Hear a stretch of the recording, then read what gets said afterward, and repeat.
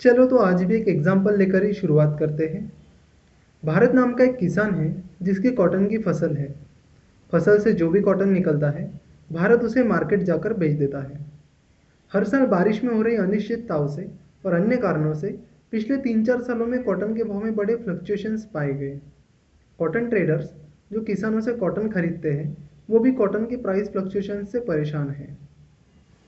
इस परेशानी का हल निकालने के लिए भारत ने ट्रेडर के साथ एक कॉन्ट्रैक्ट किया, जिसके मुताबिक 2 महीने बाद भारत अपना 1 क्विंटल यानी 100 किलो कॉटन उस ट्रेडर को 3000 रुपीज़ पर क्विंटल के भाव में बेच देगा। 2 महीने बाद कॉटन का भाव चाहे कुछ भी होने दो, इस कॉन्ट्रैक्ट के अनुसार भारत को अपना 1 क्विंटल कॉटन उस ट्रेडर को 3000 रुपीज़ के भाव पर ही बेचना होगा। ये जो कॉन्ट्रैक्ट भारत ने ट्रेडर के साथ किया है इसे फॉरवर्ड कॉन्ट्रैक्ट कहते हैं। फॉरवर्ड कॉन्ट्रैक्ट और फ्यूचर कॉन्ट्रैक्ट में बेसिक डिफरेंस ये है कि फॉरवर्ड कॉन्ट्रैक्ट ओटीसी यानी ओवर द काउंटर कॉन्ट्रैक्ट है और future contract exchange traded contract है। ओटीसी यानी ओवर द काउंटर कॉन्ट्रैक्ट दो पार्टीज के बीच में होता है। ओटीसी कॉन्ट्रैक्ट में कोई मीडिएटर यानी मध्यस्थ नहीं होता। जैसे कि हमने देखा, फॉरवर्ड कॉन्ट्रैक्ट सीधा भारत और उस ट्रेडर के बीच में हुआ था, वहाँ कोई मीडिएटर नहीं था और इसी वजह से डिफॉल्ट रिस्क भी ज़्यादा होता है। मतलब अगर कॉटन का भाव 2400 रुपीज़ पर क्विंटल तक चला गया तो ट्रेडर ये सोचकर कॉन्ट्रैक्ट छोड़कर भाग सकता है कि 2400 भाव चल रहा है तो मैं 3000 रुपीज़ में कॉटन खरीद कर 600 रुपीज़ लॉस में क्यों जाऊँ। वही अगर कॉटन का भाव 3000 रुपीज़ पर क्विंटल से आगे चला गया यानी 3600 तक चला गया तो भारत भी ये सोचकर कॉन्ट्रैक्ट छोड़कर भाग सकता है कि 3600 भाव चल रहा है तो मैं 3000 रुपीज़ में कॉटन बेचकर 600 रुपीज़ लॉस में क्यों जाऊँ। दूसरी ओर future contract exchange traded contract होते हैं। मतलब अगर राम कोई कॉटन कॉन्ट्रैक्ट स्टॉक एक्सचेंज या डेरिवेटिव एक्सचेंज थ्रू बाय करता है तो इसे फ्यूचर कॉन्ट्रैक्ट कहा जाएगा। फ्यूचर कॉन्ट्रैक्ट में मीडिएटर होता है जो कि स्टॉक एक्सचेंज या डेरिवेटिव एक्सचेंज होता है। फ्यूचर कॉन्ट्रैक्ट में अगर कोई डिफ़ॉल्ट करता है तो भी आपको डरने की ज़रूरत नहीं, क्योंकि एक्सचेंज ट्रेडेड कॉन्ट्रैक्ट में डिफ़ॉल्ट रिस्क एक्सचेंज उठाता है, इसलिए आपके कॉन्ट्रैक्ट पर उसका कोई असर नहीं पड़ेगा। तो इससे हमें ये समझ में आता है कि ओटीसी कॉन्ट्रैक्ट अनकंट्रोल्ड और अनरेगुलेटेड होते हैं, वही एक्सचेंज ट्रेडेड कॉन्ट्रैक्ट ट्रांसपेरेंट और रेगुलेटेड होते हैं, जिन्हें सेबी यानी securities and exchange board of India regulate करती है। जैसे कि हमने देखा, फॉरवर्ड कॉन्ट्रैक्ट में कॉन्ट्रैक्ट की प्राइस, डेट और साइज ये सारी चीज़ें भारत और उस ट्रेडर ने मिलकर डिसाइड की थी। इसका मतलब यह है कि फॉरवर्ड कॉन्ट्रैक्ट एक कस्टमाइज कॉन्ट्रैक्ट है। दूसरी तरफ फ्यूचर कॉन्ट्रैक्ट में कॉन्ट्रैक्ट की प्राइस, डेट और साइज़ ये सारी चीज़ें आपको डिसाइड करने की कोई ज़रूरत नहीं होती, ये सारा काम एक्सचेंज करता है। मतलब फ्यूचर कॉन्ट्रैक्ट एक्सचेंज खुद बनाता है। फ्यूचर कॉन्ट्रैक्ट में और भी कुछ इंपॉर्टेंट टर्म्स हैं, जैसे कि margin system, mark to market etcetera. जब हम आगे चलकर फ्यूचर और ऑप्शन डिटेल में करेंगे तब ये टर्म्स आपको समझ जाएगी। नाउ इसी एग्जांपल को कंटिन्यू करके हम ऑप्शन कॉन्ट्रैक्ट कैसे वर्क करता है वो भी समझ लेते हैं। अब अगर कॉटन का भाव 3000 रुपीज़ पर क्विंटल के ऊपर चला जाता है तो भारत को नुकसान झेलना पड़ेगा। फॉर एग्जाम्पल, अगर कॉटन की प्राइस 30/100 पर क्विंटल हो जाती है, फिर भी भारत को फॉरवर्ड कॉन्ट्रैक्ट के अनुसार अपना कॉटन 3000 रुपीज़ पर क्विंटल के भाव पर ही उस ट्रेडर को बेचना होगा। इस तरह भारत को 500 रुपये का नुकसान होगा। अगर कॉटन का भाव कुछ ज़्यादा ही बढ़ गया यानी 4000 रुपीज़ पर क्विंटल तक चला गया तो भारत को 1000 रुपीज़ का भारी नुकसान झेलना पड़ेगा। तो इस रिस्क को कम करने के लिए भारत ने अपना कॉन्ट्रैक्ट इंश्योर करने का तय कर लिया।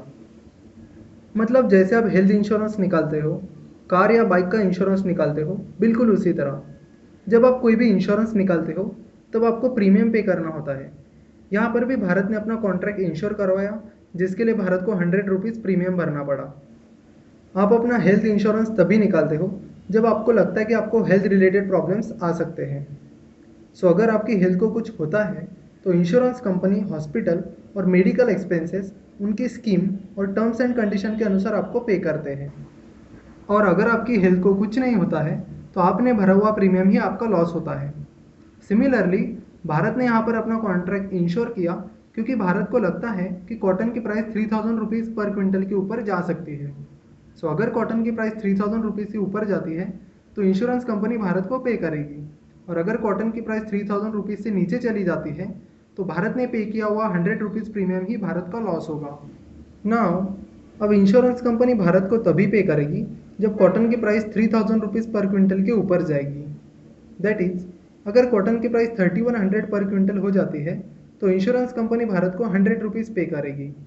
कॉटन की प्राइस 3200 हो जाती है तो इंश्योरेंस कंपनी भारत को 200 रुपीज़ पे करेगी। सिमिलरली अगर कॉटन की प्राइस 5000 रुपीज़ पर क्विंटल हो जाती है तो इंश्योरेंस कंपनी भारत को 2000 रुपीज़ पे करेगी। मतलब कॉटन की प्राइस 3000 रुपीज़ के ऊपर जितनी भी जाएगी उतनी प्राइस इंश्योरेंस कंपनी भारत को पे करेगी। सो अगर कॉटन की प्राइस 3100 पर क्विंटल हो जाती है तो इंश्योरेंस कंपनी भारत को 100 रुपीज़ पे करेगी। बट भारत ने पहले ही 100 रुपीज़ प्रीमियम भरा है और हमें पता है कि क्लाइंट ने भरा हुआ प्रीमियम इंश्योरेंस कंपनी कभी भी रिटर्न नहीं करती है।